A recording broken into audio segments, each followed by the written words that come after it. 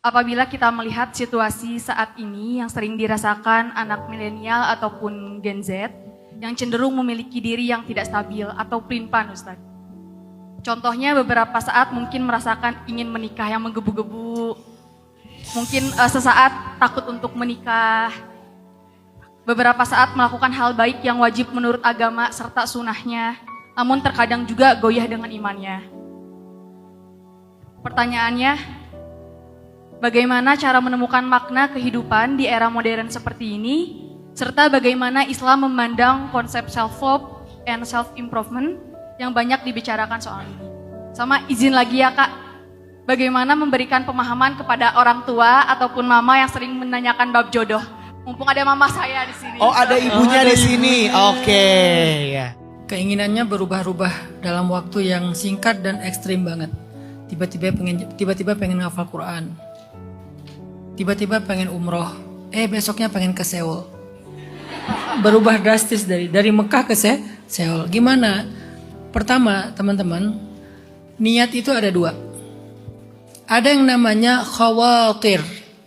Khawatir, bahasa Arab yang jadi bahasa Indonesia, kuatir.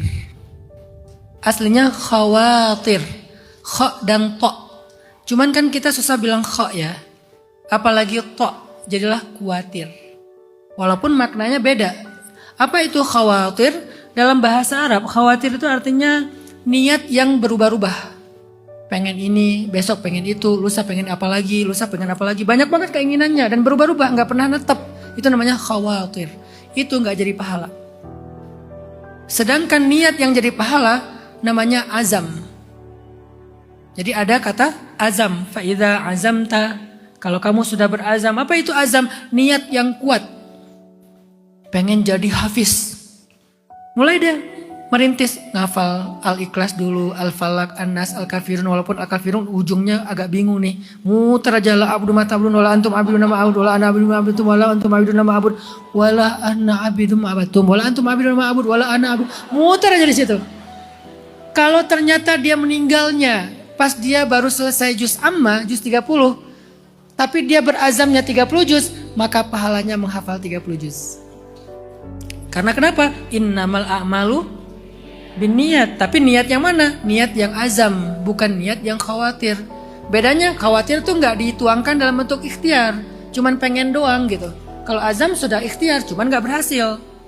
Maka berazamlah menjadi hafiz-hafizah. Dengan syarat belajar mulai ngafal pelan-pelan. Nggak tahu nanti jadinya selesai atau enggak. Pokoknya serius aja dulu ngafal semampu kita kan ya. Tapi jadinya pas meninggal dapat 1 juz, dapat 2 juz, dapat 3 juz, 30 juz. Karena kalian sudah berazam. Pengen umroh, nabung.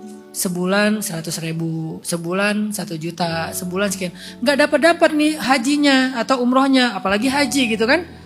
Sampai kalian meninggal nggak bisa haji, karena uang tabungannya nggak cukup, maka kalian sudah haji. Itu dahsyatnya nih niat. Makanya kata pelin-pelan ini saya pengen kita merubahnya, coba pelin-pelan khawatir dirubah menjadi azam.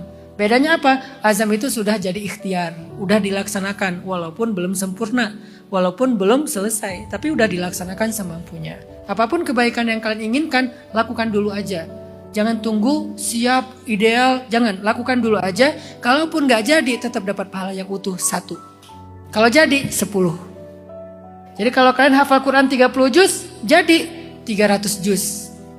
Kalau kalian hafal Quran 30 juz, jadinya 1 juz, 30 juz. Jadi tetap disebut hafiz. Insya Allah dapat semua kebaikan hafiz Al-Quran.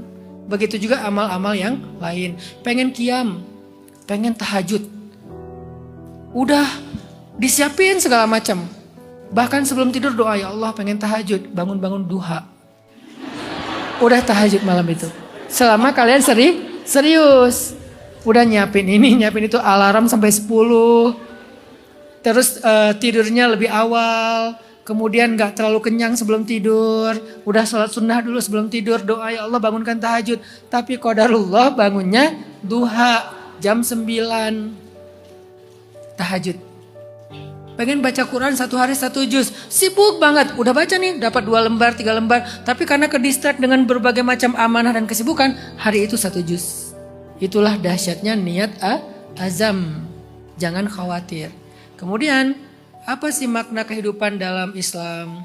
Bagaimana Islam memaknai self love atau self improvement, self reward dan segala macam, me time.